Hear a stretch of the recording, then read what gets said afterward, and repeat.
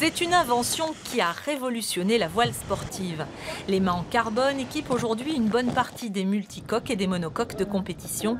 Et ce n'est pas Franck Camas, vainqueur de la Route du Rhum en 2010 et de la Volvo Ocean Race en 2012, qui s'en plaindra.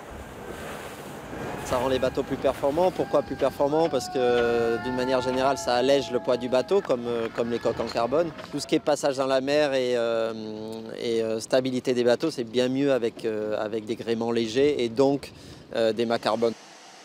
Et l'un des leaders mondiaux de la fabrication des mâts carbone est installé ici, au cœur de la base sous-marine de Lorient.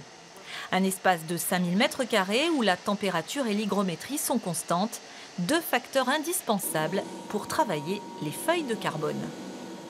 Ce tissu préimprégné, c'est de la fibre de carbone, donc on le devine, il est noir. Et on voit ces petites zones brillantes, en fait c'est de la résine préimprégnée. Et dans l'autoclave, cette résine, elle fluidifie et après elle polymérise, ça veut dire qu'elle durcit. Et donc là on voit qu'il est mou, une fois qu'il est cuit, il est dur. Car le secret des mâts carbone, c'est leur cuisson dans cette autoclave de 37 mètres de long. Ce mât d'Imoca va y passer 6 heures à 100 degrés, le temps de cuire les couches de carbone qui peuvent atteindre plusieurs centimètres au point de fixation. Dès qu'on prévoit de mettre un ancrage pour une arbalète, un galopant, un étai ou autre chose, on va avoir un petit patch qui va être localisé. Et ce petit patch, après on vient faire le trou dedans. Donc quand on arrive dans ces zones-là, on a de fortes épaisseurs de composite. Et dans ces mâts-là, par exemple, on va arriver à un 25-30 mm.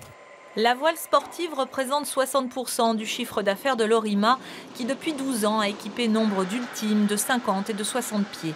Exemple, avec ce mât d'une tonne 3 ou de 38,50 m destiné aux futurs multi-banques populaires, il a nécessité près de 4000 heures de travail.